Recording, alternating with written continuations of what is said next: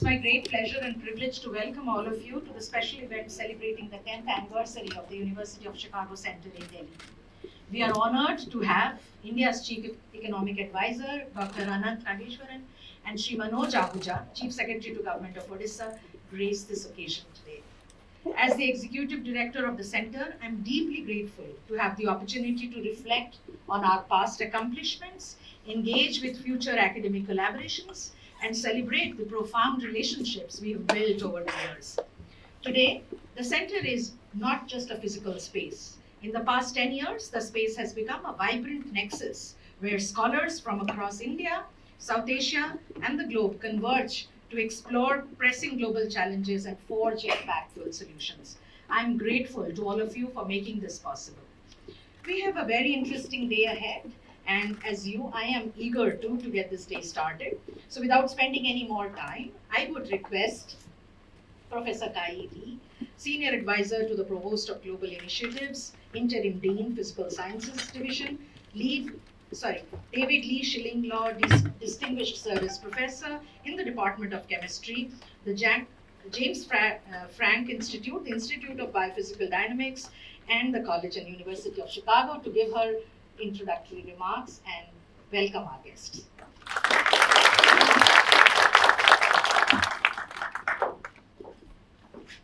Thank you, and good morning, everyone.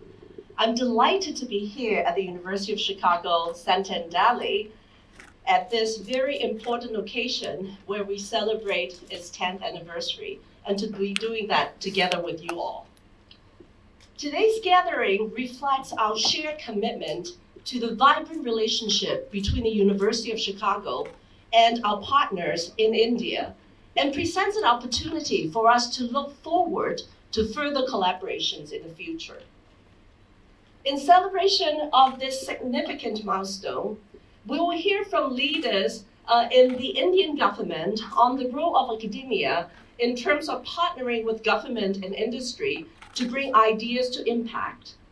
And also, we will launch the Institute for Climate and Sustainable Growth in India.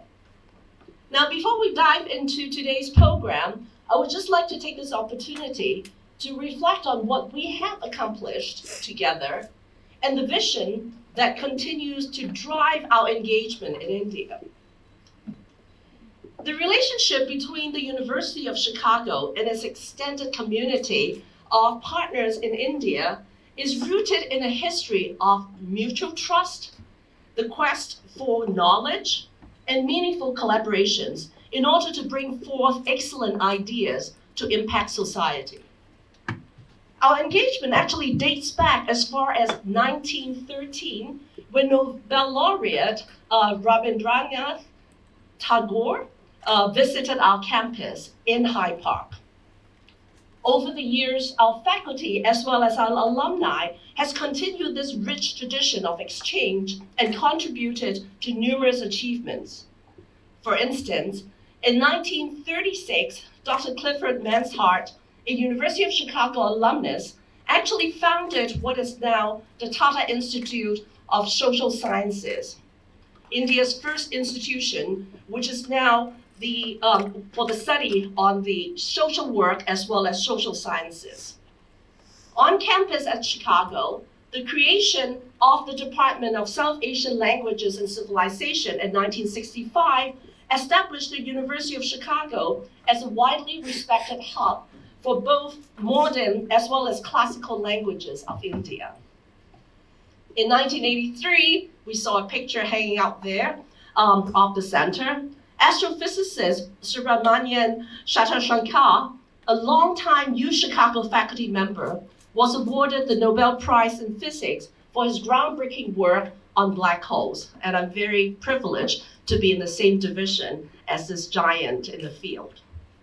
Now, down back 10 years ago in 2014, the university established this center in Delhi, creating a hub in India for our faculty, students, alumni, partners, and friends, and this is the reason why we all gathered here today. 5 years ago in 2019, the university celebrated the center's 5th anniversary with the unveiling of the first fossil remains of the Rajasaurus, which was discovered in 2001 as part of the project that is led by Suresh Srivastava of the Geological Society of India and Ashok Sani of Punjab University, along with UChicago faculty Paul Sereno. If you have missed it, this now Rajasaurus is actually gracing our lobby outside, and I would invite you to look at it before you leave this building. These examples over the last century showcase not only the longevity of the collaborations and the engagement that the university has in India, but also the breadth of these collaborations. They underscore the shared values of inquiry and intellectual rigor that binds the University of Chicago and the Indian counterparts. The university visions for global engagement remains focused on bringing people and resources together to address the most complex and pressing challenges that our world faces. And at the heart of this vision lies the understanding that collaborations that goes beyond borders, beyond and across cultures and across discipline is really essential in achieving sustainable impact. We bring UChicago expertise to India, and in return, we learn from the wealth of knowledge and expertise from Indian scholars as well as the partners from various fields.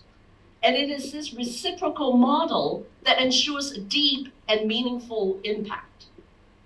Here at the center in Delhi, we have fostered partnerships that are transformational and serve as prime example of how local insights can actually bring solutions to global issues.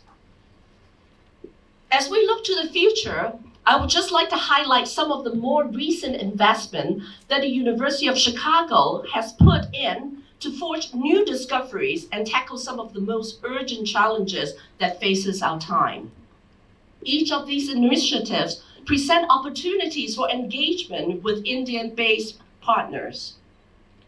Now, you can see in today's programming, we will highlight the University of Chicago's growing effort to address climate change while balancing the need for economic growth. Central to this commitment is the newly launched Institute for Climate and Sustainable Growth, which exemplifies a belief in interdisciplinary research and power of partnerships. This helps us drive and understand and learn more about real-world solutions. This institute will serve as a hub for groundbreaking research, connecting insight across discipline to help shape a more sustainable future. In addition to this, the University of Chicago stands at the forefront of quantum science, a field that is of strategic importance to the US and to India as well. The university was the first in the world to offer a PhD program in quantum science and is now the home of the Chicago Quantum Exchange, which is a vibrant network of universities, including IIT Bombay, and governments, national labs, industry, and non-profit partners. The University of Chicago also hosts a dedicated quantum startup accelerator called Duality, where university-affiliated entrepreneurs and researchers not only can be pushing the boundary of knowledge, but are also building the foundation of a new era of technology. And these advances represent an exciting opportunity for US-India collaborations and innovation. Research in bioengineering is transforming the way we address challenges in medicine and human health, from cancer to communicable disease. And together with Northwestern University, University of Illinois at Urbana-Champaign, the University of Chicago is co-leading the Chan Zuckerberg BioHub in Chicago.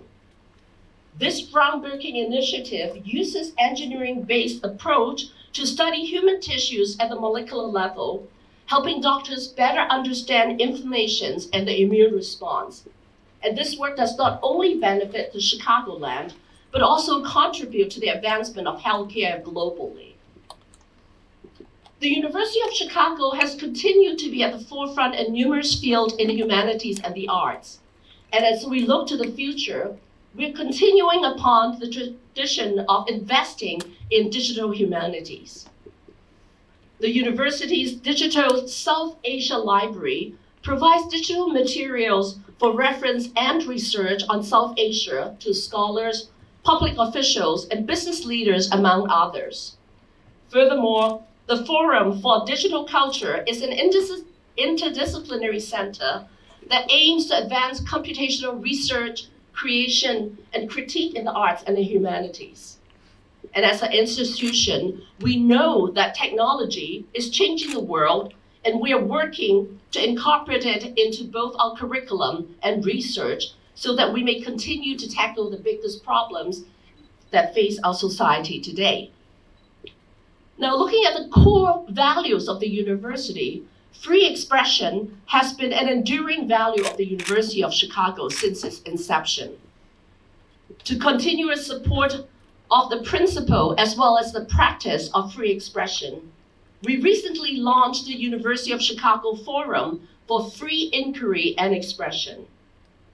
This Chicago Forum brings together students, faculty, higher education leaders, and a diverse range of guests to discuss challenges of free inquiry and expression to further develop policies and principles that serve as global exemplars and remain a place of truth-seeking. While I have only highlighted a handful of university-wide initiatives that will pave the way for future engagement, these initiatives reflect the university's broader vision to harness the transformative power of ideas and turn them into impact. From overseeing interdisciplinary research to fostering global collaborations, we are committed to driving progress that benefits communities around the world. These advances and initiatives, both past and present, have one thing in common: partnership. As an institution, we would not be able to engage in meaningful contributions in the research and educational landscape without the support of our partners that span from academia, funders, government, industry, alums, and parents. So for this, I would really like to thank each and every one of you, as well as those who could make the journey here to Delhi for this celebration. Your support has been indispensable in advancing our shared mission and shaping society for the better. So following this program, I would like to invite you all for lunch, encourage you to take this opportunity to connect with one another and spark new ideas of collaboration. I just want to thank you once again for joining us in this celebration, and I look forward to new ways of interacting and bringing ideas to impact. Thank you.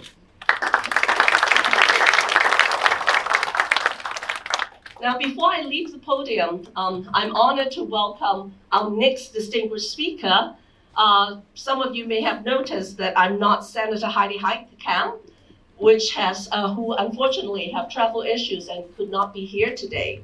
But it is my distinct privilege to introduce someone who can speak firsthand to the importance of economic policy in addressing climate changes. Dr. V. Anantha Nageswaran.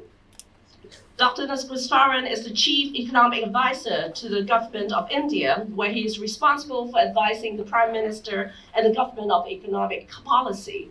And prior to this appointment, Dr. Nageswaran spent 17 years in private sector, holding senior roles at multiple locations. He's an internationally recognized expert on economic policy and economic growth in India. Please join me in welcoming Dr. Nageswaran to the stage.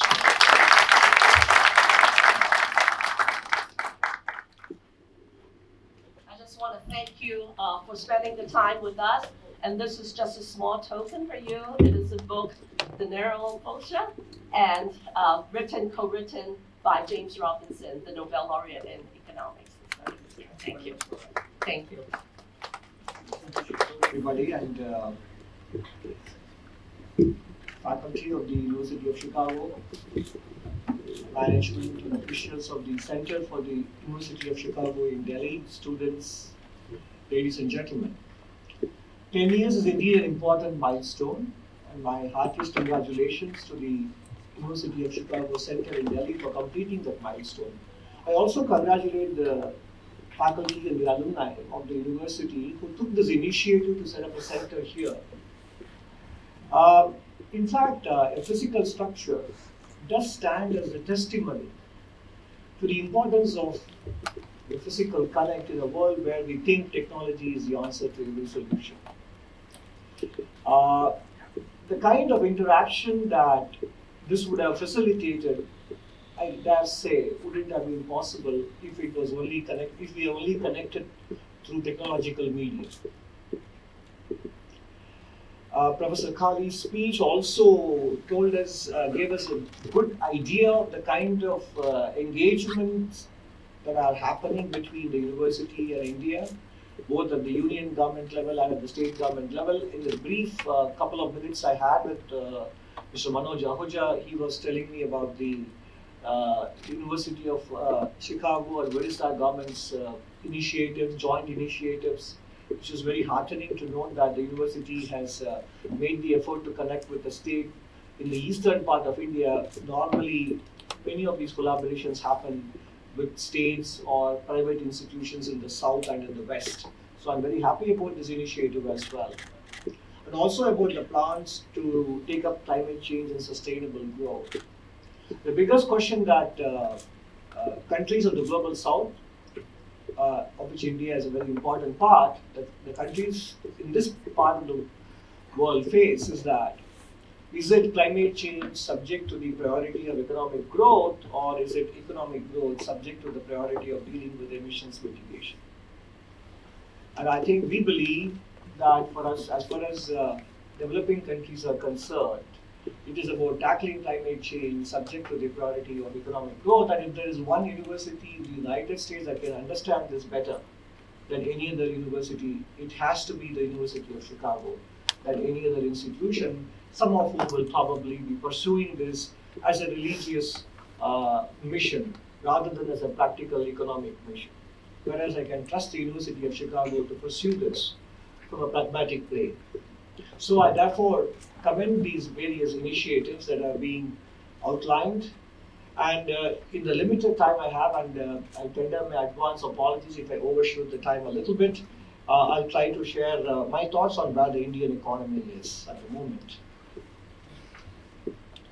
So we are all meeting here today in the wake of the fact that Indian economy is estimated to have grown by 5.4% in real terms in the second quarter. Normally, a number that is well below expectations has its own advantages. It may not have shaken us, but it definitely has stirred many of us into thinking about the reasons why it is happening and whether we could take some actions to bring it back on a path that we believe is both feasible and desirable. So the explanations for this growth number, which was well below the 6.5% to 7% we were looking to see, could be ranging from the mundane, which is that it will be revised in the next releases of the data, or it could be something more fundamental, such as the ability of the government to spend what it had budgeted for.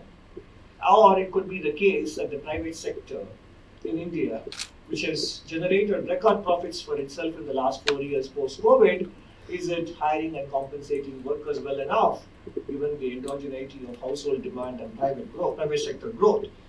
So those are the questions that have come up in the wake of this number, and that's a good thing to have that kind of a discussion. But there is an important positive story as well on the right side of this chart here. It shows that the private capital formation in real terms, which was about 27% plus in FY21, because of the fact that we went through 10 years of balance sheet repair in the corporate sector and in the financial sector, it had reached a low of 27% from a high of 37% of GDP back in the first decade of the new millennium. is now inching its way back up. And I think while an excessively large investment to GDP ratio may also indicate excess capacity creation and over investment, getting this number towards somewhere in the middle of the 30s would be a good thing. And that is what we think is feasible given the fact that balance sheets are in fine fettle in the private sector as well. But we are, at the same time, we have to be also realistic about what are the possibilities of growth. I mean, while definitely any country would love to emulate in a sustainable manner what China did for about 3 decades, growing around at 9% in real terms, the context has changed, and changed for the worse from the point of view of the global, from the point of view of the growth outcomes. This was evident even in the second quarter when uncertainty spiked and supply disruptions also re-emerged. But more importantly, from a longer-term perspective, the geo-economic fragmentation, countries now putting more emphasis on onshoring, nearshoring, friendshoring, whatever, and also the importance given to climate change and emission mitigation. An active industrial policy being pursued by many countries, which mean that both trade and capital flows will be impacted in the coming years, maybe even decades. We have to be realistic about the potential growth that the country can achieve. We would love to have 8% growth, but if you remember the period when we achieved 8% growth sustainably for 5 years in the first decade of the millennium, export growth contributed 1 to 1.5% every year to that number. That is not feasible in the current context. So it would be realistic to look at what we can achieve in the domestic economy, what kind of levers we can pull, what kind of efforts we can take to facilitate better and higher growth in the domestic economy space, and opportunistically try to benefit from external growth whenever global GDP grows well and whenever trade flows happen to rise as well, as it happened in the year 21-22. So one of the things we have done well in the last 6 years or so, starting from pre-COVID 2019 going up to 24, is the public investment in capital expenditure infrastructure. Partly it was a Keynesian response. Pardon me for talking about Keynes in the UChicago Delhi Center, but it was a Keynesian response, and which was necessary at the time when the private sector balance sheets were not in good shape. So somebody had to step in. And India also was a country constrained by supply endowment. That is why our economic cycles used to be shallow and short-lived. So this did augment the supply capacity of the economy, and that could be one of the reasons why India's inflation rate peaked at below 8% in 2022, rather than getting into double digits as it happened in many other advanced nations as well. So, and that has also resulted in many of the other actual impacts, as you see on the right side, in terms of the capacity of the highways and the impact in terms of the efficiency of movement of goods and traffic across the country, doubling the number of airports in the last 8 to 9 years compared to what we built in the first 7 decades since independence, container turnaround time in Indian ports doing better, even better than some East Asian nations, etc. All these things are important achievements in the last 6 years, and also changing the orientation of the physical revenue and capital expenditure of the Union government budget. But going forward, I think it's important that the private sector has to run with the baton. Their balance sheets are in good shape, and the government also, as you might have guessed from this year's shortfall, compared to the budgeted expenditure, we are running into some sort of capacity constraint. So I'm already at 9 minutes, I'm sorry about that. The public digital infrastructure or digital public infrastructure has been another major development in the economy, partly government-led and partly private sector-led as well. It is a good example of public-private initiative. And while that has definitely enabled formalization of the economy, because anybody who leaves a digital footprint can actually have a financial history build up and get access to finance. But it is also beginning to facilitate online commerce. It is beginning to facilitate access to national and global markets even for small and medium enterprises. And I think both these impacts will only become bigger in the coming years. And in the factory sector, the last 2 decades, the employment in larger factories, larger by that I mean factories which have more than 100 workers, has grown faster than the employment in overall factory sector space. So there is some hint of formalization also happening as a result of these initiatives like digital public infrastructure and also the overall infrastructure creation. Poverty measures, which are ultimately the end goal of economic growth, Niti Aayog has come up with the multi-dimensional poverty index because it is not just about consumption basket, it is also about the overall quality of living, and the UNDP had come up with a multi-dimensional poverty index, and that has been applied in the Indian context as well. And although these numbers are a few years old, it shows a good decline in the headcount poverty ratio in rural and urban India. Naturally, the numbers are slightly lower in urban India, below double digits, whereas in rural India, it has improved from 33% to 19.3%. And if you look at extreme poverty, which is, we do know that the poverty line has to be revised higher, but extreme poverty based on the World Bank's PPP dollars of 2.15 has almost vanished in the country.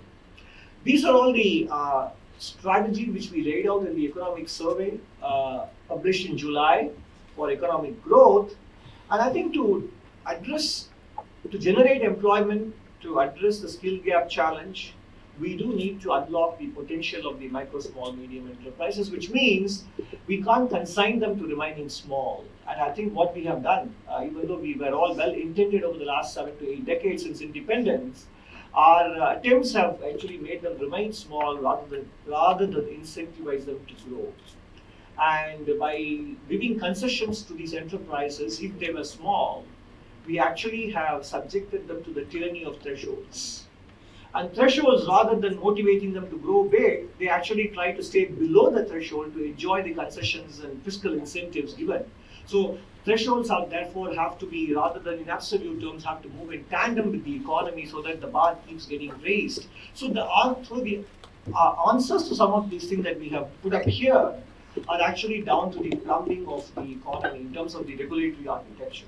The big ticket reforms may have been pursued already, but we need to move closer towards the nuts and bolts of deregulation. And thankfully, in the next 2-3 days, we have the conference of chief secretaries happening under the leadership of the Honorable Prime Minister. And one of the topics will be how can states basically facilitate SMEs to grow by making sure that their management bandwidth is not consumed by regulatory and compliance considerations.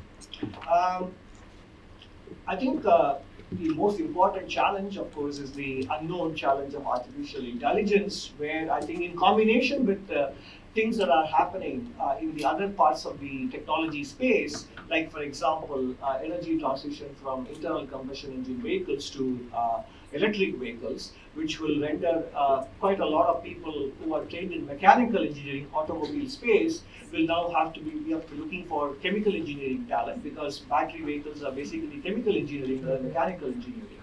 And then you combine them with autonomous vehicles, then you will be looking at a fairly big chunk of people becoming unemployed.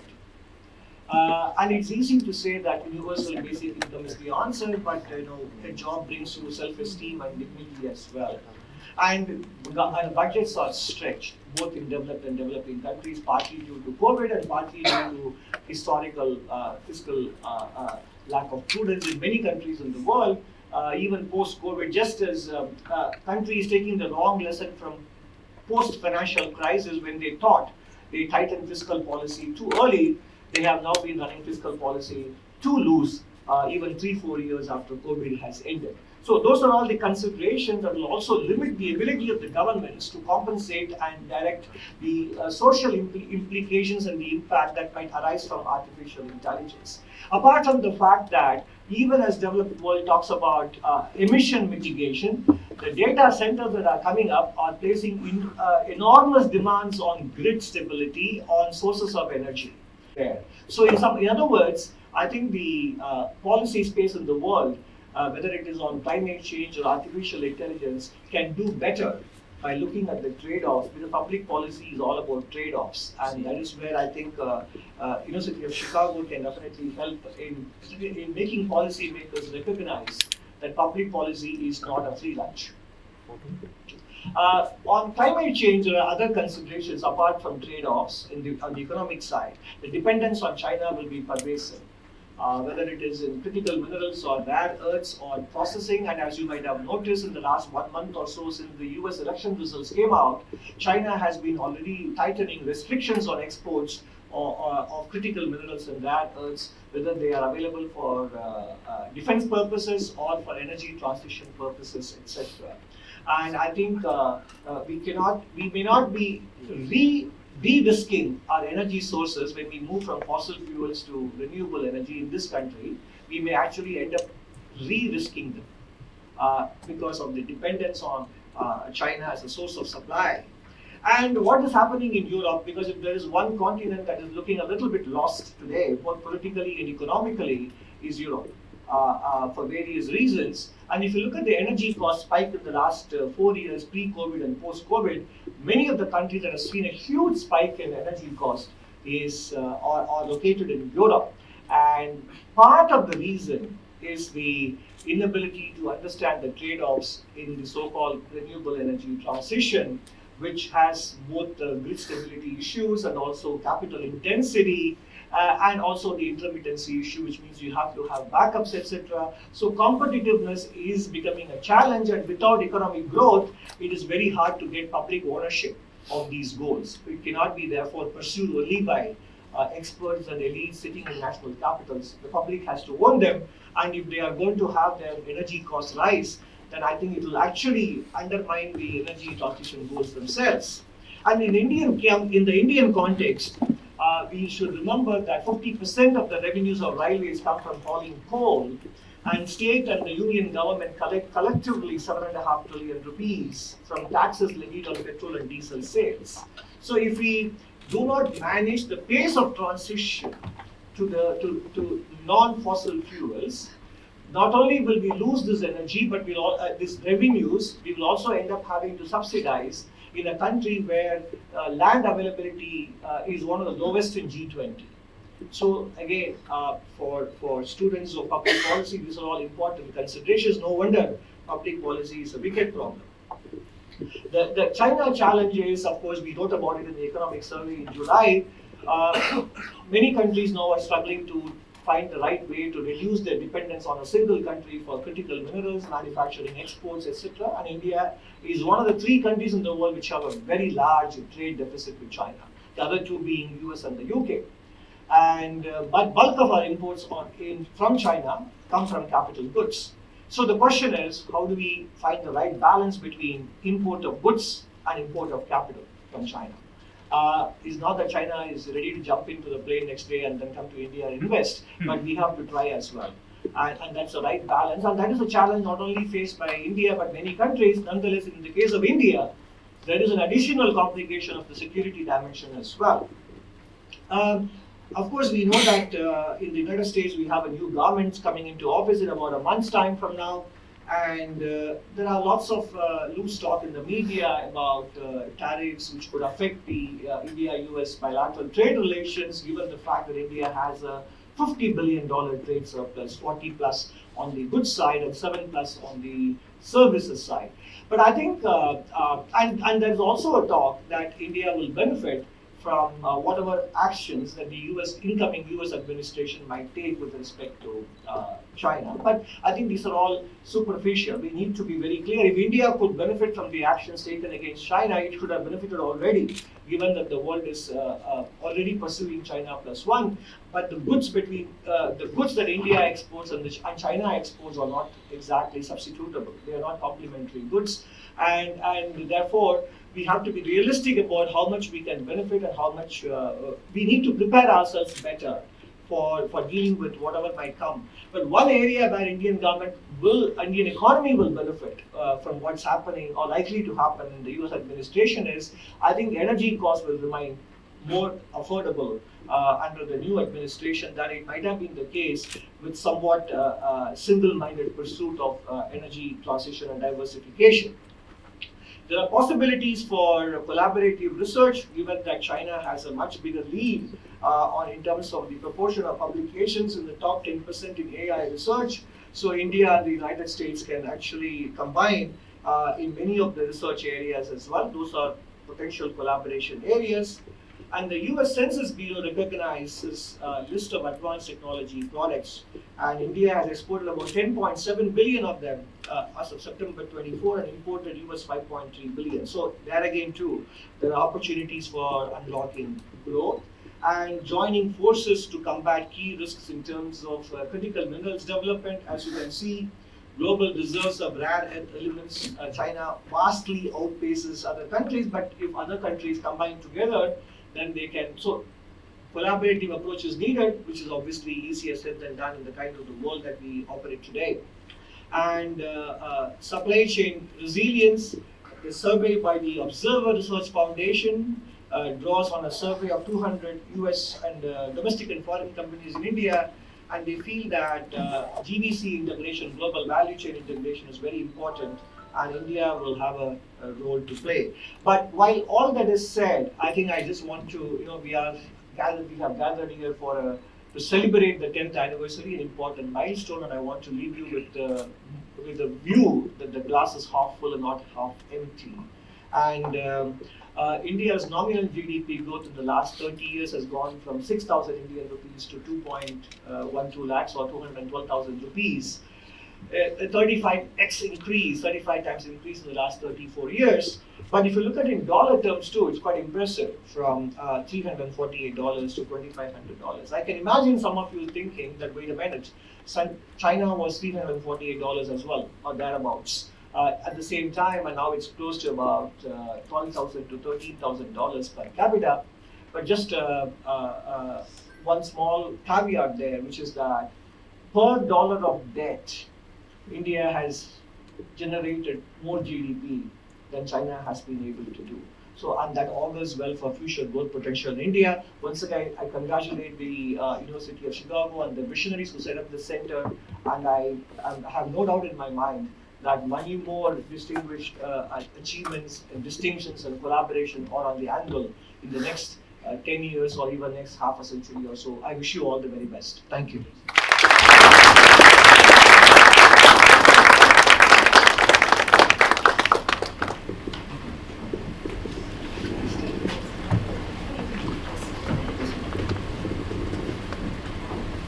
Thank you very much, sir. An incredible address. Now I would like to call upon Vila Chatterjee, Research Director, EPIC India, and Executive Director, DPIC, Odisha, to welcome Shri Manoj Ahuja, sir, and introduce him. Thank you, Lenny. Good morning, everyone. And thank you so for a stimulating talk. It's my honor to introduce Mr. Manoj Ahuja.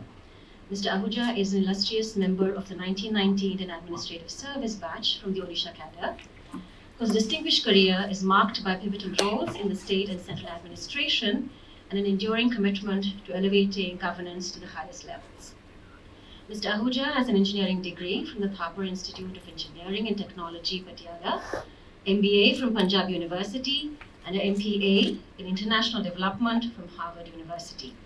Currently, he serves as Chief Secretary to the Government of Odisha. Prior to his present posting, Mr. Ahuja was Secretary, Department for Agriculture and Farmers Welfare, Government of India, where he led transformational initiatives for bringing technology and digital public infrastructure for the betterment of farmers. In Odisha, he held positions as Secretary of Steel and Mines and Commissioner of Commercial Taxes, facilitating the state's transition to the GST system. During the COVID-19 pandemic, and in the face of extremely difficult circumstances, the Central Board of Secondary Education successfully conducted board examinations and declared results in record time under the adept and compassionate leadership of Mr. Ahuja. Often described as a low-key and diligent officer, Mr. Ahuja enjoys the trust and confidence of India's top leadership. At a personal level, I'm very grateful for his unwavering support and guidance to the University of Chicago's work in Odisha. His deep commitment to fostering collaboration between governments and academia embodies the spirit of today's celebration. Please join me in welcoming Mr. Ahuja to the stage.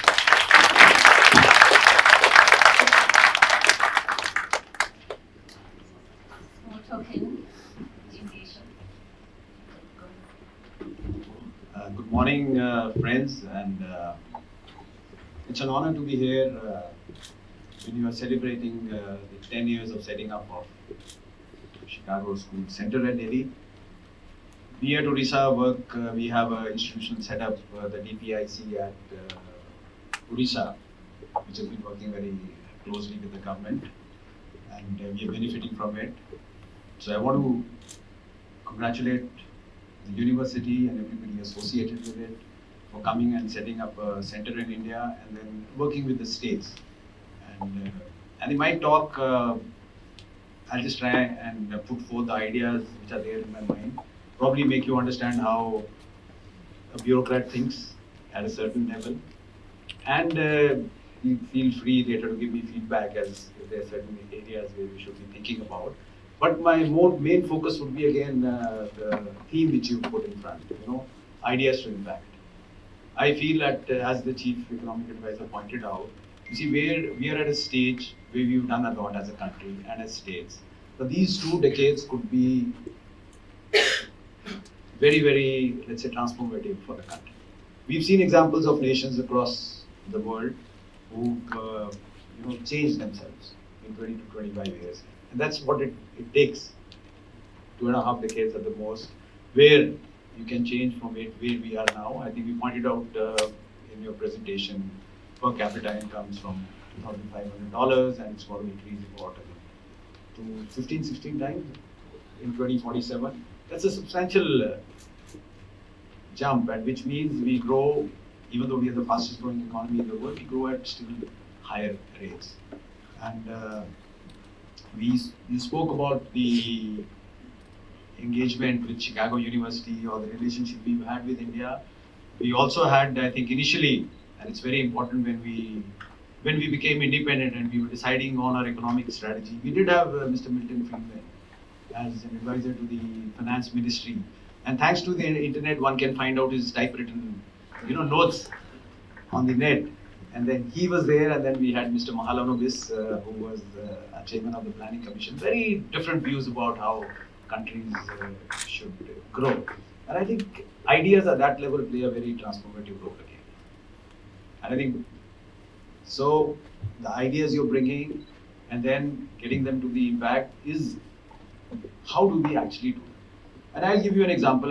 Since I'm in Odisha, let me just place myself in context. Many of you may not know, we have a federal structure, a democratic government, and then we have something known as the Indian Administrative Service, to which I belong, which is the administrative setup. So at a state level, which is Odisha, we have an elected government, a provincial government, a chief minister and ministers, and then departments. And the departments are headed generally by IAS officers, and the chief secretary, which I am, heads that administration. That's where we come from. A little bit about Odisha. In terms of population, it has the population of roughly about Spain's population, around 46, 47 million. Land area, we are about Bangladesh, 1,55,000 square kilometers. And per capita terms, we are slightly below India's average.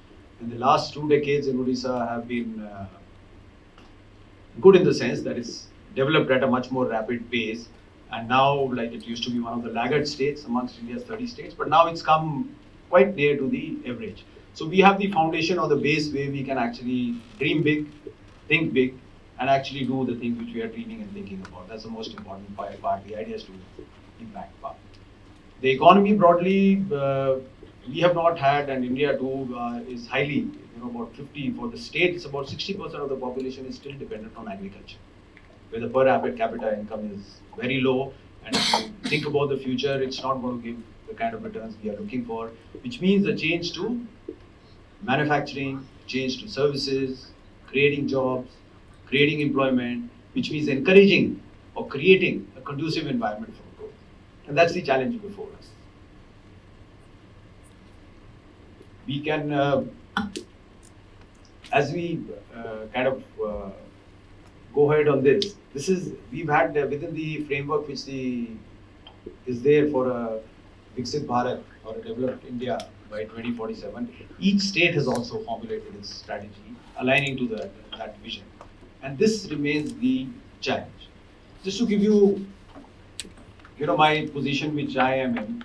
I joined the service about 30 years back, and whenever we would go somewhere, we would start with the PPT. I think 1995 the PowerPoint presentation in the present form emerged. Earlier, I don't know how we were making presentations.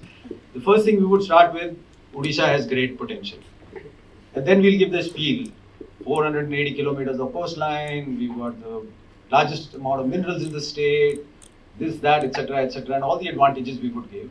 But 30 years down the line, we are still using the same tagline. Odisha has great potential. Now, it's okay for me to sit there and make the presentation. When I'm in this position, then I have to think that why am I showing the same line again and again? Why are we not capitalizing on the potential? And if we have, is there a faster or a better or an accelerated way to do that? I think that's the challenge before us. What do we actually do to make the country and the state grow faster? What are the binding constraints? If we have to, these are complex systems. India is a democracy, and there is a lot of complexity if you look at it in terms of administrative, in terms of the framework we are working on, and therefore it involves complexity. Having said that, I still feel that we have the wherewithal to move ahead. And how can we kind of go ahead with it? How do we identify the binding constraints? And it is here where states and the country is open to ideas. For example, what is coming on a particular field, and I'll cite some examples. If there are ideas which can help in any which way, it could be very great strategic ideas, grand ideas, it could be smaller ideas, could be limited to a particular field, could be limited to the issues which are very topical. You talk about climate and sustainable growth center which you're opening up, that's something which is going to impact on the economy, impact on everything. You set up a DPIC which you're working with government of Odisha. Now data is a big thing for government efficiency, making government more effective, things like that.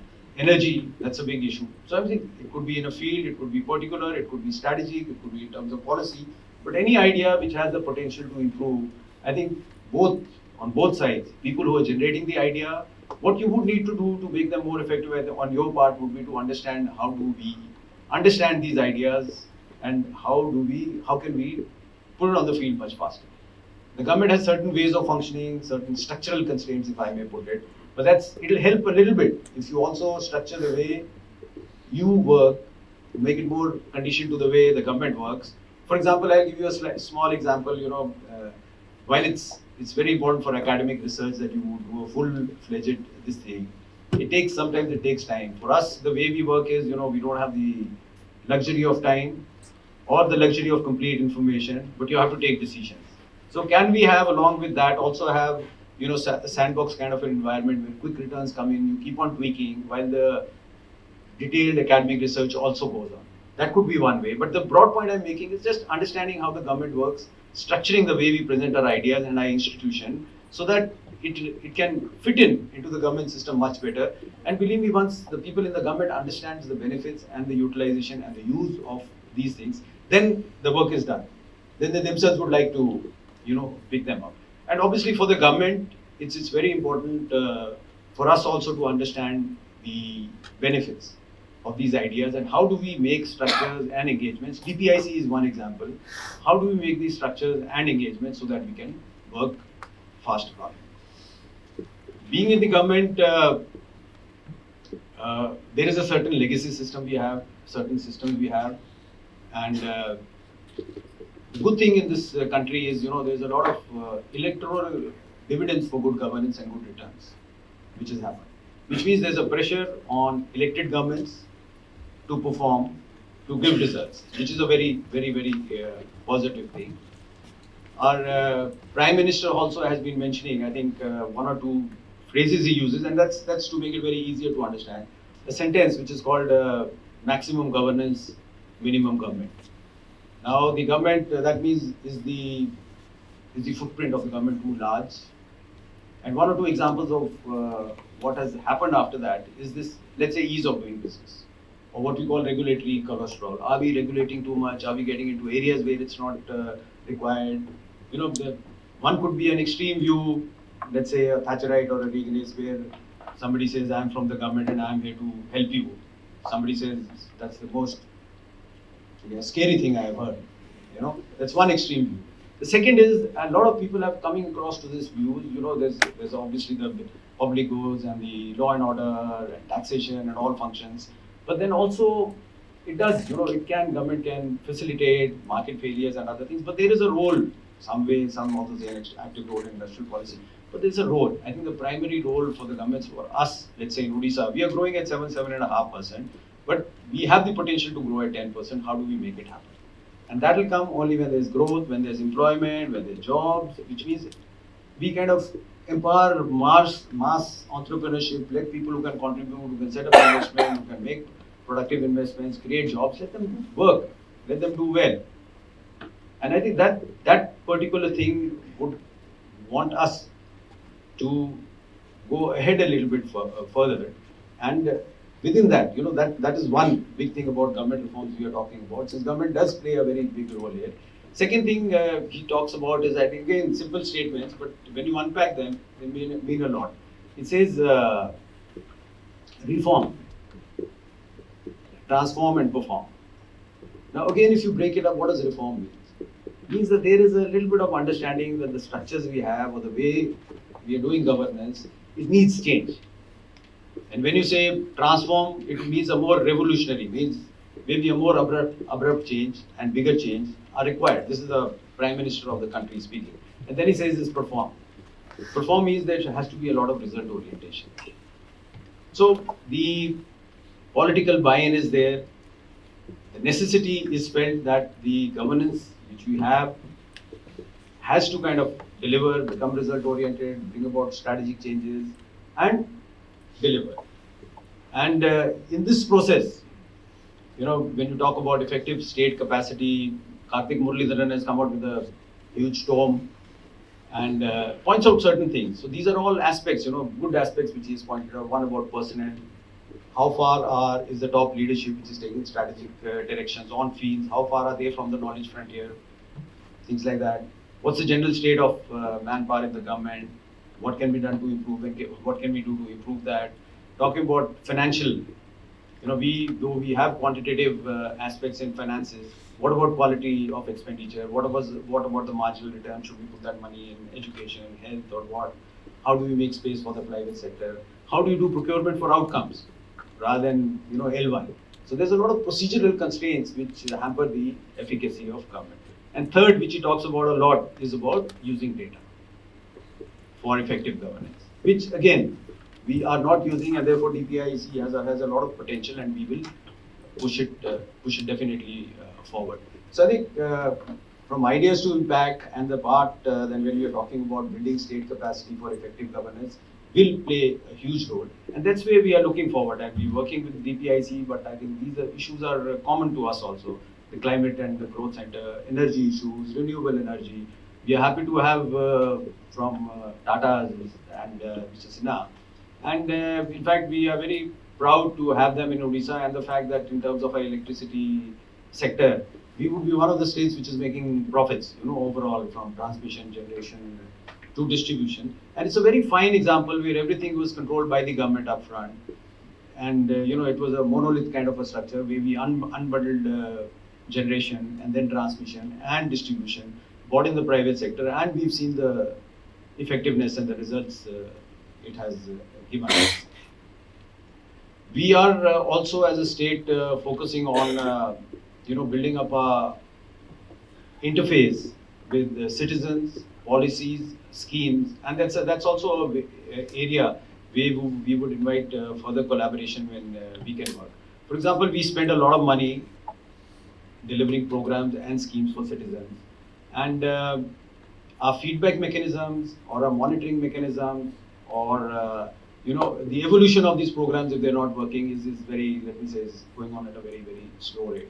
So what we are putting in place is one, we're putting in systems through mobile phones and all that, app centers where, let's say in any private sector, you will have people calling up consumers and saying what's the feedback and how did it go. I think that's one very powerful way of knowing, and then you can put AI and things like that just to know if somebody's had your service, was it good or bad.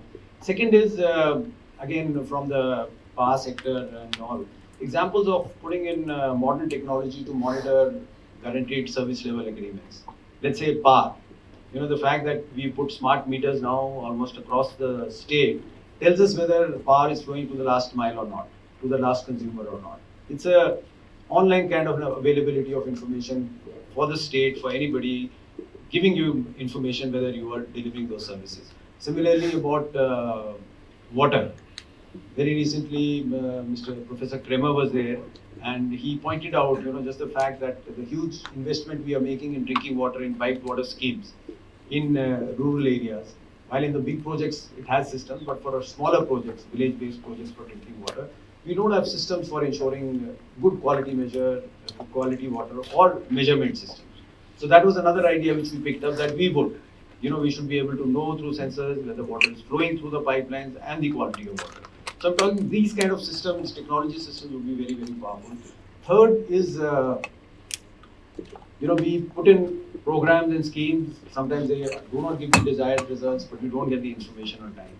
So like you have sample surveys while we collect data. I think that's another thing we will be putting in. Very small sample surveys, which can actually study the little ecosystem around which those programs are working. Is it helping people or not? Getting that information back, that will be very helpful. Fourth very important area which we're working with DPIC is, the use of data.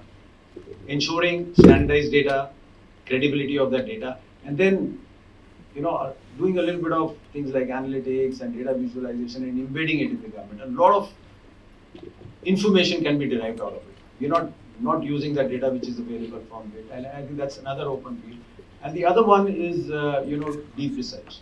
I think we've definitely benefited from the deworming experiment again, which was carried out, I think started from Kenya a long time back. But now India has a National Deworming Day. We found that if you do it, it brings in a lot of efficacy there. Similarly, again, Professor Kremer did a small kind of intervention in agriculture, where they gave information related to weather to farmers.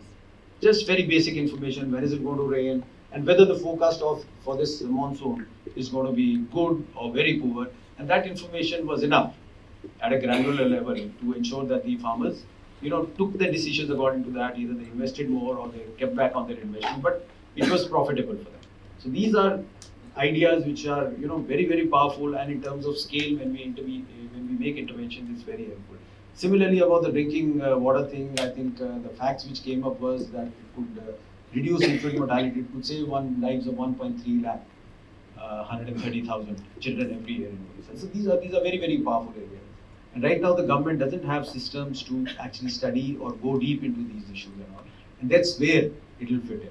So the last thing I would like to say is something like a sandbox environment where we both have, quicker small dipstick studies on interventions and things happening and quick returns, and a deeper research agenda and an academic agenda where we could do that. I think for the government, the state government, any idea which has the potential to create value, generate wealth, or faster our growth rate, if as a state we are not using out, then we're losing out on that idea. We should be using that idea and losing out. That's what I would like to say. So we would welcome, a deeper collaboration, and please do not restrict yourselves to the centers. If you feel, or your faculty at the university feels, if they have certain ideas on certain issues, please do share. We'll try and facilitate. While I did talk about the way that you should understand how the government works so that it's faster, I think for us also we will, work out systems so that we can facilitate that ideas which are generated by universities, people who have deep knowledge, deep understanding, who research deeply into that subject. Those ideas should not be wasted. Those ideas should be there for the benefit of people for whom the ideas are intended to benefit. And I think that's the government's job. We would also like to have feedback on that from you, rethink and redesign the way we interact so that, we don't lose time unnecessarily in translating those ideas to impact. That's the need of the hour. We can't, and I think it's a collaborative thing. We can work together with everybody, and finally hope that whenever we be making the next presentation about Odisha, we don't write it has great potential. We say that has been achieved. So thank you so much, and thank you for giving me time to speak to you, and we do look forward to further our collaboration. Thank you.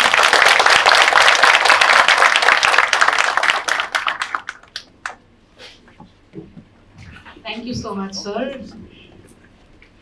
Yeah, we definitely have a lot of thoughts where we can co-create, co-generate ideas and take them to impact. And a step towards that, I would invite my colleague, Dr. Kaushik Dev, Executive Director, EPIC India, to anchor the next segment of the program.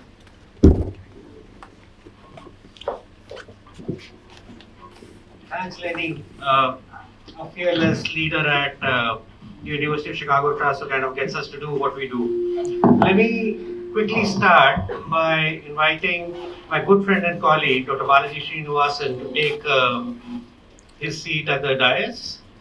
Bala is the chair of EPIC Asia, and we call ourselves EPIC. There is no attempt at humility here, by the way. Huh?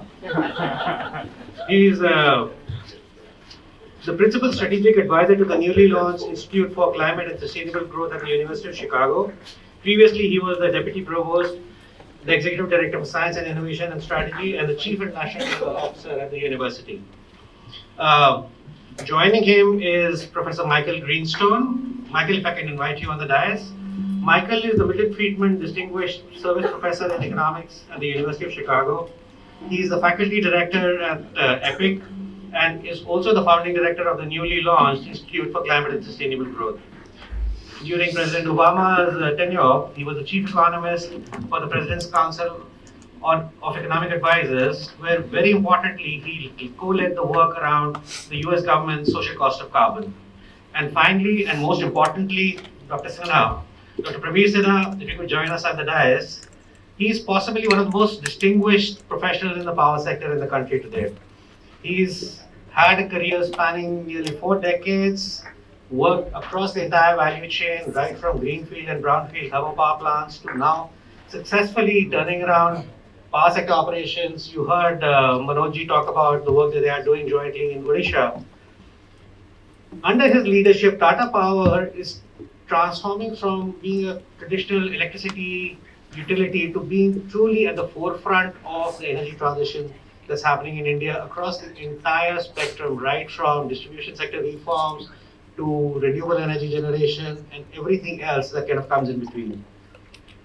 He has had a very distinguished career, and particularly the work that he led during the privatization of the distribution network in Delhi and turning that around. We were having kind of conversations earlier in the day, turning that around from levels of losses which were like exceptionally unacceptable to a point where this is probably comparable with the best in class in the world. He is also on the external advisory board at the MIT Energy Initiative, and we are hoping that we have him on board at the University of Chicago. So that's a small correction that we'll have in his resume next time he's with us. Thank you so much for joining us.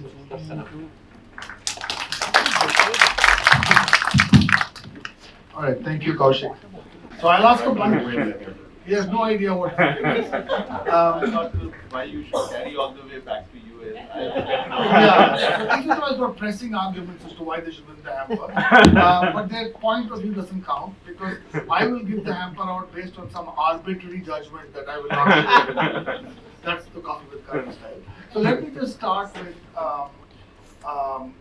asking you about, you both have really, you look at the last decade, amazing achievements. And I'm going to start with Praveer and ask,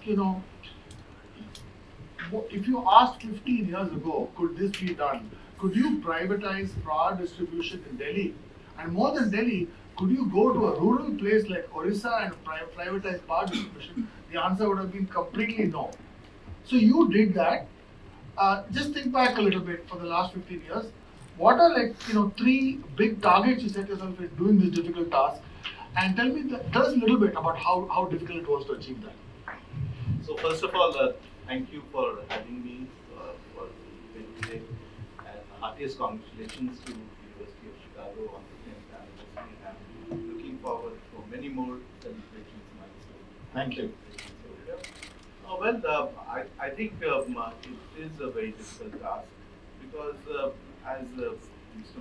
Manoj Ahuja was mentioning, there's a certain way of working in the government. And in the government system, when you have in Delhi or the government setup which was there, and you take all the employees, so there were some 5,600 employees over here. In Odisha, it was 11,000 employees. And all of a sudden, midnight of that day, you tell, now you have become a private company, they will be a company. And they say, what does it mean? We don't know any accountability. We work, we are a government employee, and we work the way we are supposed to work. And I remember that first time when I started, I told them, let me come on time. Okay, when we come, that is the time there's no time. And so I said, we need to put biometrics. They said, we are government officials, we don't have biometrics. There is a register which comes on the table, and whenever we sign, that is the attendance for the day. So we put the biometric machine. So that we will not do it. So someone would put water on that, someone would put sand on that, someone will scratch, and they said, we will not do it. And then I had to put some CCTV cameras to monitor that who the hell is doing all this.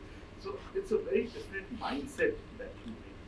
And it's very difficult because the biggest challenge is the people. Of course, the technology is a very important part.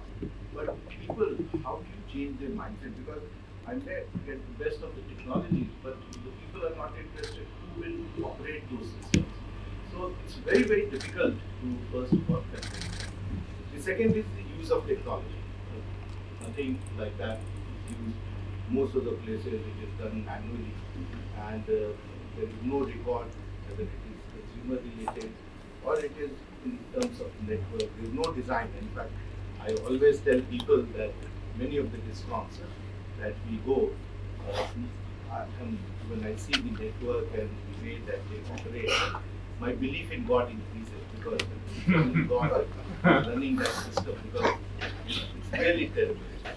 And it is so even today, though some of these discounts have reformed, some have changed a little bit, but many of the places, and I can take you any side of Delhi, 50-kilometer radius, and what I'm saying, you will see that you have more creepers on the transmission line and distribution line than you have clean lines and things like that. So everyone is in the prayer mode.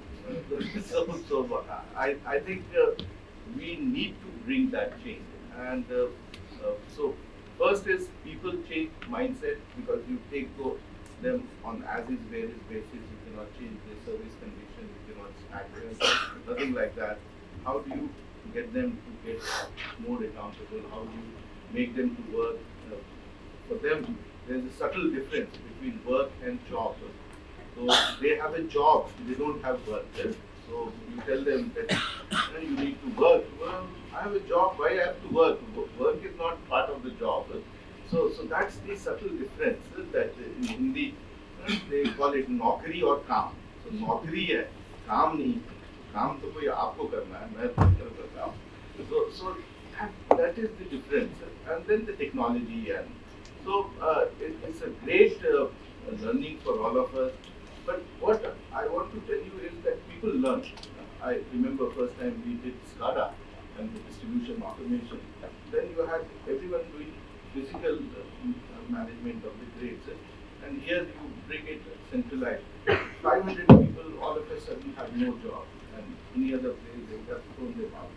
But we being part of the Tata, we said no, we'll retrain. And all of them were retrained, and they are doing fantastic work over there. So it's just question of empowering them, aligning them, retraining them, and getting the best out of that. And I think it can be done. We have done it. I was very worried when I went to Visa, middle of COVID, 1st June 2020. No one in their sane mind would have gone and done such a thing. We went and did it. Even in villages, people pay. So everyone, bring them into the mainstream, they follow. That's fantastic. I really like your description of the people part of the problem. People who are quirky, fiercely independent, and no sense of accountability.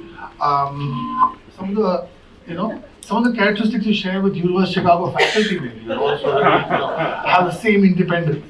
We have one among us, Michael Greenstone. So when you come with that approach to Gujarat, which you did maybe 12 years ago, and want to then think about doing an experiment about a novel way to address the pollution issue, the risks and the stakes were incredibly high. What were what made you choose Gujarat, and what were some of those big challenges like Pravir had in his challenging, amazing achievement that you did while getting the markets up and running in Gujarat? So actually, there's always an origin story. Yeah. And my origin story was I had been asked to work in the Obama administration, which I did. They said, "Oh, you should come and you can help us figure out how to set up a carbon dioxide trading market." And I said, "Oh, this is a dream of a lifetime.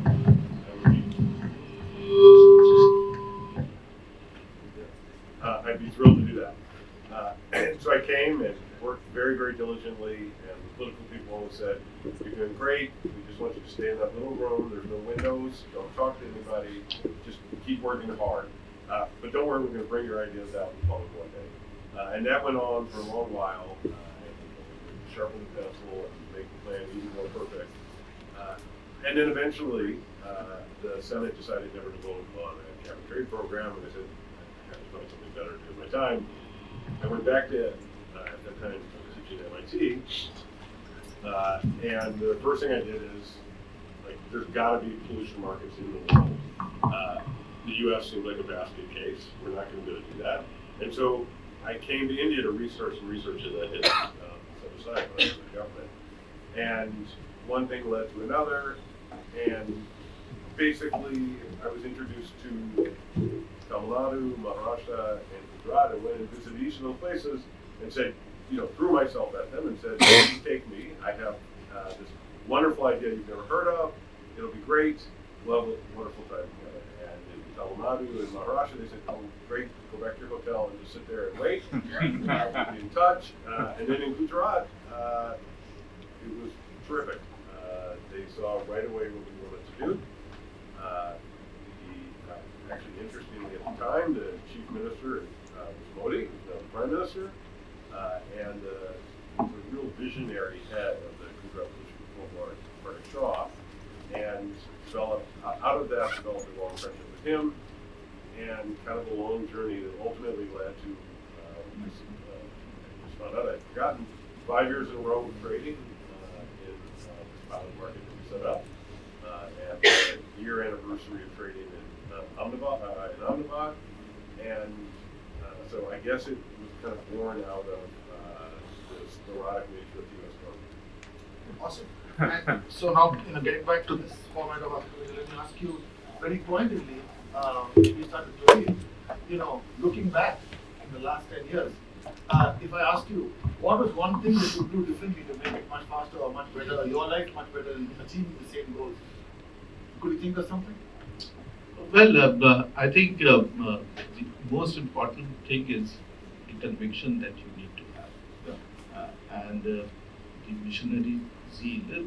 So Michael would have gone back and sat in the hotel and enjoyed the South Indian food over there. Very good. But he went back to Gujarat, and there are people in the system who help you. So it's not that everything is bad. So, and I always say that many places we do in spite of many, but because of few. And those because of few are the ones who are the drivers of change. And once you start that, then it becomes a movement and a lot of people.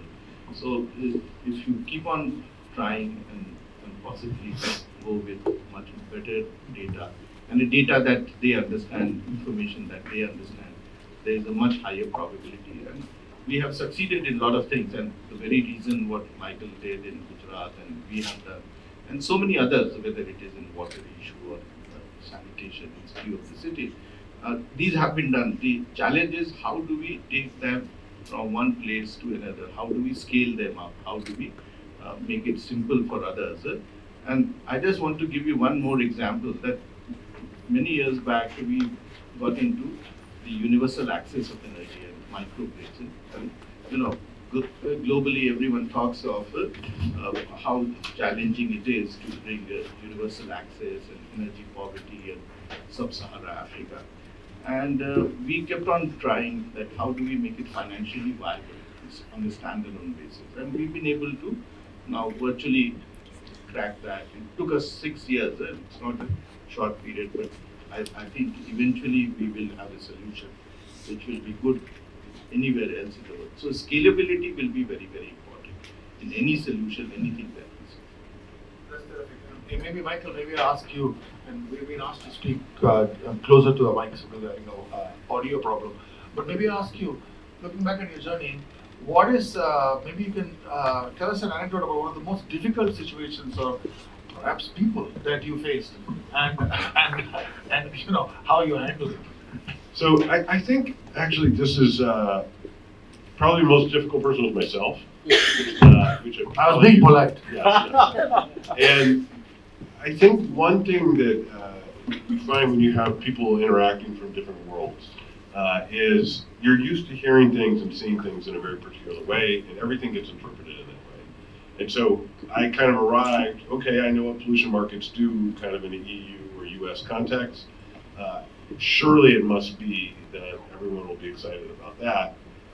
And if I could have back, what I should have done a better job of was listening to where the different pollution control boards were and what they saw as the problem they were facing. Not that I could write in with a solution that they had to a problem they weren't even thinking about. And so I think a common problem across the pollution control boards is they don't have the resources to ensure compliance with the rules that they set. And so there's kind of constant feeling around for a way to achieve better compliance with the rules that they were setting. And that's what in Gujarat, Hardik Shah was so, I think he could see that, this idea of using a market to address pollution, maybe that will help reduce pollution, maybe it will help industry reduce its costs, but even more importantly to the problem he was facing, he couldn't get guys to comply, and this would give him much greater visibility into who was complying and who wasn't. So if I had to go back, I should have heard that more easily from the start, and maybe I wouldn't have had to sit in the hotel room eating South Indian food by myself, waiting for the phone call if I had heard that correctly. Yeah, it's in fact something that I think all of us learn when we work with government is that, or with anybody, any human being, is that you always have to meet the person at where they are, no matter how brilliant your idea is. And it's very hard. But I was always happy to tell them how brilliant. Yeah, I know. I've been at the other end of that. So it's terrific. Let me ask Praveen. Do you really get all the votes for that? I get all the votes, and the algorithm is only in my head. So, but we'll get to the hamper part in a second. No, I can't stop thinking about it. Yes. Praveen, I wanted to ask you a little bit. In the renewable energy push, today I think Tata is India's largest solar power company. You think of the future in two ways. One is, your idea and incredible track record of privatized distribution, how you can grow that footprint. But then what about renewables and how you're thinking about those two futures and what that means for Tata Power? I know you were in the press recently about doubling your profits in the next 5 years, and I was wondering why you're such a small target. So I think again this is something we started working a few years back. Of course, the foundation of Tata Power 109 years back was through hydropower, and at that time also it was to bring clean power to the city of Mumbai, where textile mills used to pollute at that time. So it's not something which is very new. But a few years back, we took a stand that we'll move towards it, and towards clean energy, and we will not invest in the coal. Of course, there's a lot of debate that keeps on happening, energy transition, and we have to have coal. I somehow don't strongly believe that. I strongly believe that we can transition. And when we started moving towards clean energy and renewable, we found that the biggest challenge is that how do you bring the energy security and how do you bring the reliability part of it. Solar is daytime, wind is nighttime. How do you do supply during periods when you don't have solar and wind? And then we started working on a lot of solutions, and these are not either or, these are and. Today we have battery storage, the prices have come down. It needs to come down further. We have solutions on pumped hydro, we have solutions on hydro, we have solutions on demand response, whereby you control the demand of the consumers. And today, technology is available over there. It is not that we don't have the technology. So I think the biggest change that has happened is today, on a distributed basis, you can manage load, whether it is in urban areas or rural areas.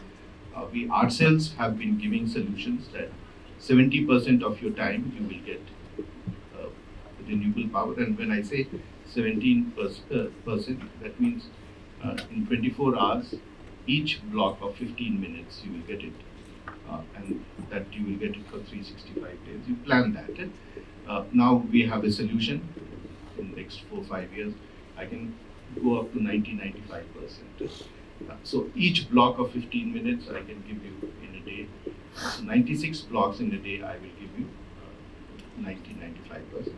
And these are not, again, very expensive, because I can tell you that I can give you this solution, but it will be frightfully expensive. It is not going to be 20 cents or 30 cents that I'm talking about. It is in 5 to 6 cents in that range. And these are prices which will remain stable for 20-25 years. These are not going to change. I hope they don't put tax on sun rays or on wind. But if they don't do that, we'll have very low cost. And this is absolutely doable. Now, there are 3 things that we need to do. We need to do a little more research on some of the new technologies. The world is only talking about lithium. There's a world beyond lithium. There's a world of sodium. There's a world of very many other metals which are available there. And not the rare metals, but the ones which are available. There's a world of alternate to solar and wind. It is nuclear. I think people abandoned nuclear many years back. The last nuclear plant in US came in '96. How do we get into SMR, and again at a smarter cost and a much smarter way of producing? How do we again do some of the other technologies that we do know that there is a technology of polysilicon. Can there be better technologies than polysilicon? So I think there is a whole lot of technology work that needs to be done. A lot of research that is going on for last many years. How do we enhance the pace? How do we ensure that we get the brightest minds and start working on that? Because if we have to be serious about energy transition, and because we can't be just talking about solar and wind and say that I've done enough of this. This is not be all and end all. I think from plain vanilla, we need to give consumers reliable, resilient and secure power and affordable power. So for that, I think we need to get the academics and the industry and the best brains globally to work on that. That's terrific. I mean, this idea, you're trying to manage all these various things that you're doing, both the renewables as well as other sources, and integrate them with the mainstream. It's fantastic. In a way, Michael, when I ask you, you think about our own work in India with EPIC, we strongly believe in markets as an important part of the future for reducing emissions in a world where we can't ignore the need for growth.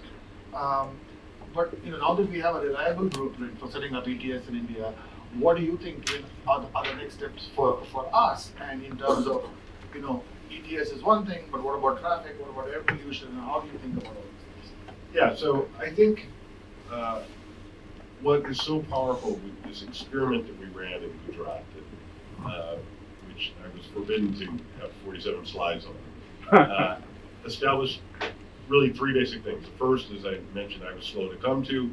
It increased compliance with the law from about 65% of the firms are complying to like 99% are complying. So that was an enormous success.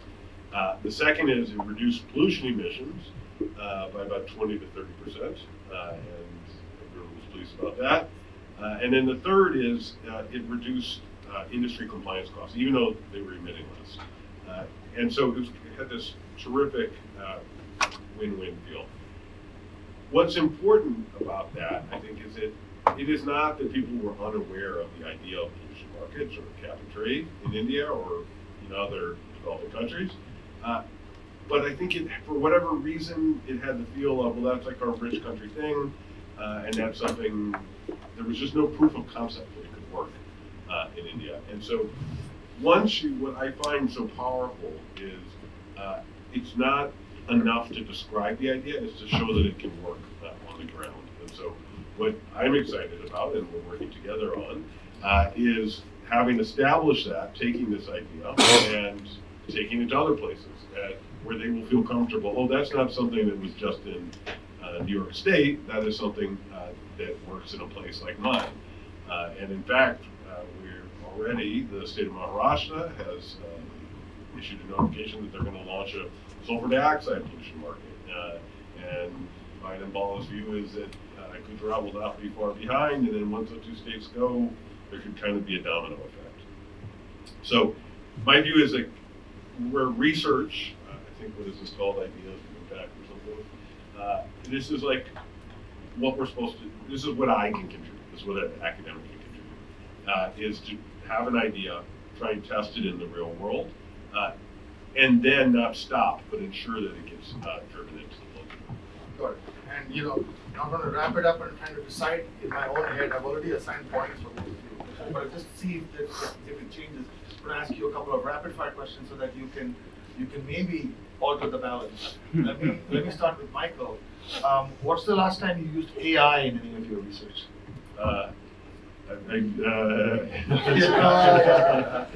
My daughter uses it for college applications. Excellent. Brilliant. Now, when's the last time that Tata Power used AI in some of the work that you're doing in Delhi and Orissa? So we do a lot of AI-related work, whether it is in operation of plant or it is even monitoring on condition-based monitoring for renewable projects. And one of the places that we use a lot, you know, Delhi is a city which is known for stealing electricity. So also in other parts of India. We use that to a very large extent to figure out who can be potential consumers. Bigger the house, sometimes the bigger is the stealing of electricity that takes place. So our algorithms are very good, very powerful, and we keep on using it under various customized solutions. So wait, I want another shot. No, you only get one shot. Praveer's going to like this one. Okay. Like Maybe. But it doesn't matter to this. But I like it. We're using AI to predict where environmental inspectors should go next to find violations. We've done that with the US EPA. And it turns out that machine learning and AI is way better than using the inspector's gut on where violations are. Plus, Jessica got into college using it. Okay. So speaking of Jessica, I know you have 3 kids. I'm trying to sort of, you're from the University of Chicago, and you're from one of the most storied corporate houses in India, Tata. So let me think of you. It has a terrible blemish, this weird affiliation with MIT. Yeah, I don't know. Everybody has their big points, but you were there. I left. You said take it. You can. But talking with Michael, and then I try to understand how this institutional persona translates into your personal loyalties. I hear, Michael, that you have 3 children. How many of them go to University of Chicago? 2. 2 out of 3. Okay, let me ask you. But the middle one could not go. No, let me because ask, the older brother was going to college and it was unacceptable. Let's ask Praveer. Let me ask you 3 things into sort of test your institutional loyalty. What is the brand of the hotel that you stay in? Well, I stay in Taj. Tata Group Hotel. Yeah, Tata Group Hotel. What about the water that you drank today? That's also Himalayan. That's a Tata And what's the consumer. car that you drank? I drive Nexon, which is an electric car from Tata Motors. Okay. Sorry. And I use the Tata Power electricity. It's time for the reckoning based on all your questions. Let me give you the points. Praveer got 9,053 points, and you got 850 points.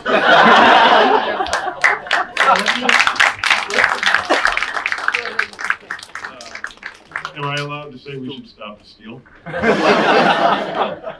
Thanks a lot for coming. I really appreciate it.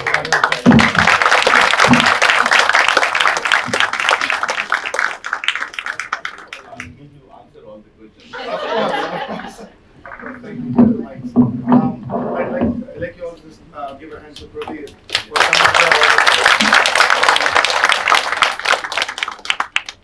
Thank you Michael. We move on to the next piece, wherein I request Professor Suprati Guha, Professor of Pritzker School of Molecular Engineering, Faculty Director of University of Chicago Center in Delhi, and Senior Advisor, Physical Sciences and Engineering, Argonne National Laboratories, to give his address. Thank you, Lenny, and good afternoon to everyone. And first of all, congratulations to Michael and Bala and team on the launch of the Institute for Climate and Sustainable Growth in India. And to kick off with this thoughtful panel discussion, coffee with Stanley. Kayi spoke today on the long history of engagement of the University of Chicago researchers with partners in India.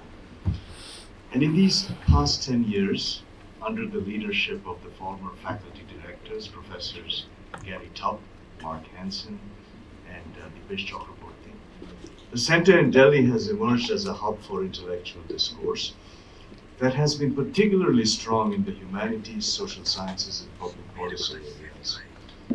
It has hosted hundreds of academic workshops, book tours, and lectures, engaging with India's embedded culture of inquiry, alongside local scholars and the more than 850 alumni who live in India, in addition to parents and well-wishers and friends of the university. In these past 10 years, there have been many notable initiatives where the center has played a role, and I will highlight just a few.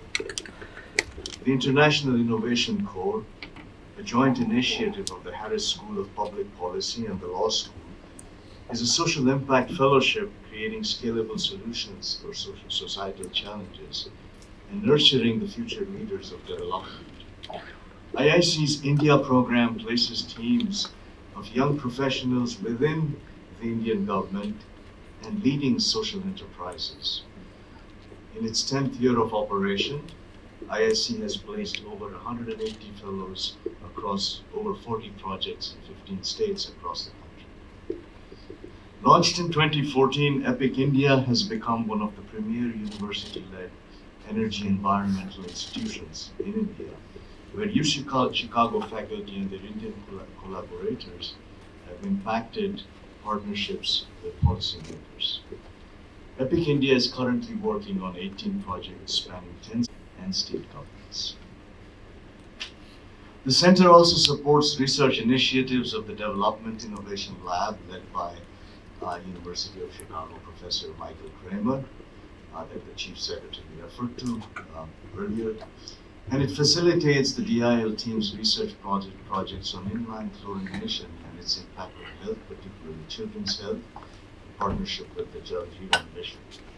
The Harris School of Public Policy is currently engaged in India with the Indian School of Public Policy to offer a credential program in public policy and international development.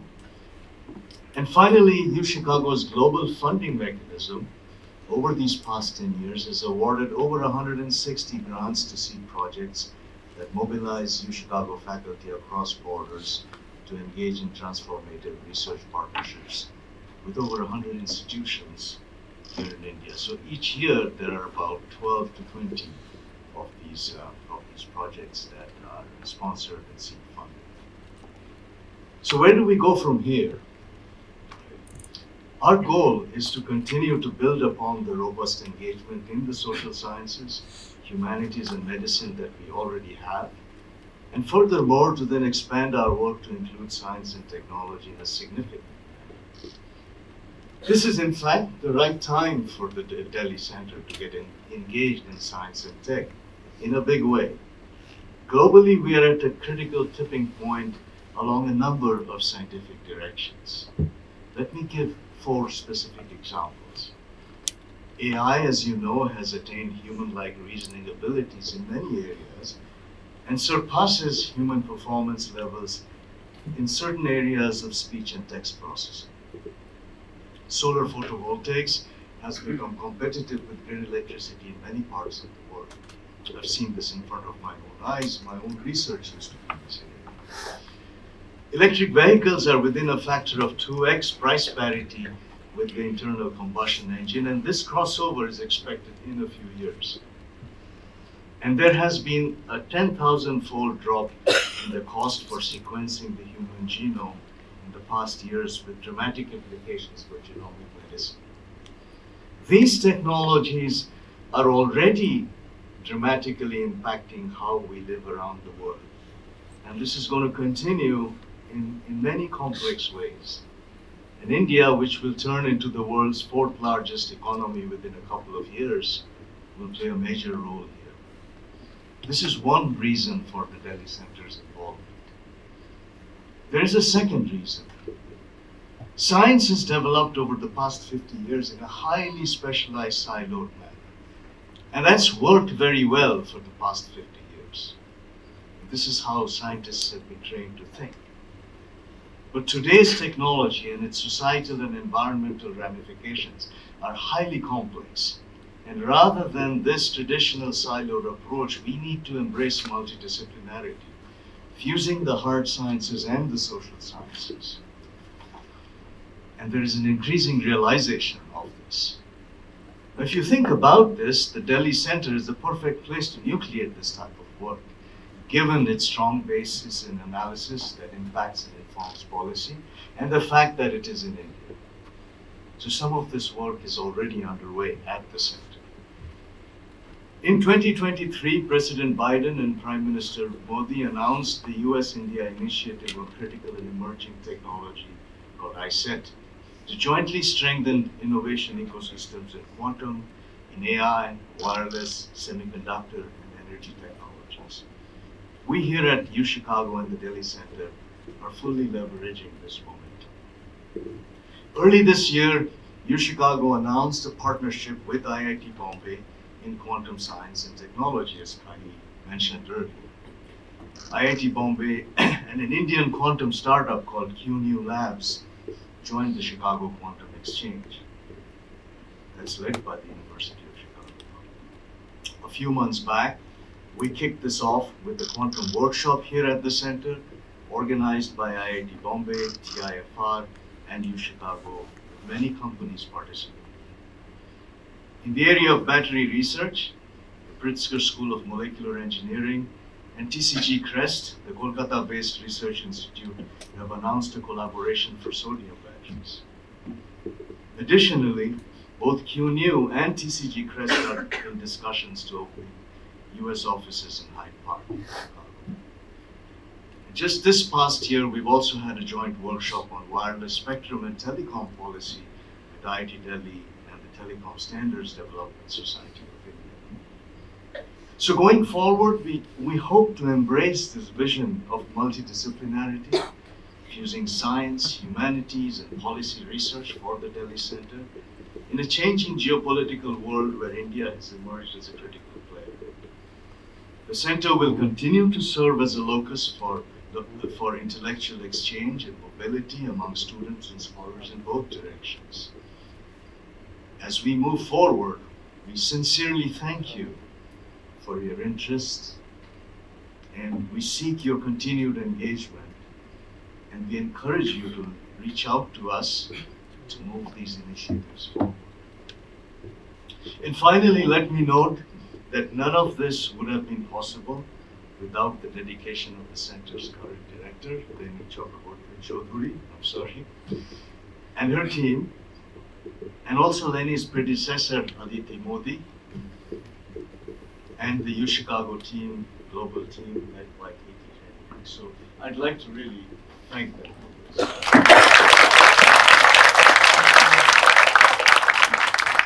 And so with this, let me hand it back to Leni.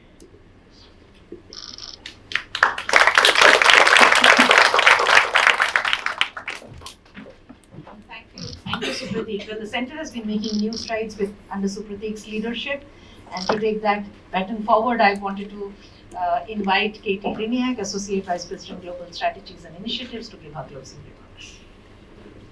Thank you, Lenny. So before I start, could we just give a round of applause for all of our speakers? So thank you everybody for being here. So I've been given the dubious honor of following this incredibly distinguished group of speakers. I am also the only one standing between you and lunch, so I will keep this short. We are in probably a UChicago first, running ahead of schedule. Michael, that does not mean you get 47 slides next time. So if anyone wants to see them later, I'm sure Michael will be happy to share. So today we recognize the University of Chicago's deep history of engagement and mutual exchange with our partners in India, and celebrated the first 10 years of the university's center in Delhi and the collaborations and exchange it has enabled. But today's event was also a moment to plant the seeds for the future, where we can expand upon our existing engagements and grow to emerging areas of mutual interest and strength, including quantum science and computing, data science and AI, and of course, climate and energy, which was highlighted today in the India launch of the University of Chicago Institute for Climate and Sustainable Growth. While we look to the future, I want to make sure to thank all of those who have helped bring us to this point. First, thank you to our dedicated alumni, parents, and friends, many of whom are here today, who helped bring this center to fruition. Thank you to our faculty members who engage in academic discourse in India and who bring the intellectual rigor of the university to our center here in Delhi and to the broader Indian community. Thank you to our many partners, including government, academic institutions, industry partners, and think tanks and funding agencies. Many of you are also represented here today. And finally, special thanks to the staff members who helped make this all possible, particularly our staff here in Delhi. Thank you everybody for joining us.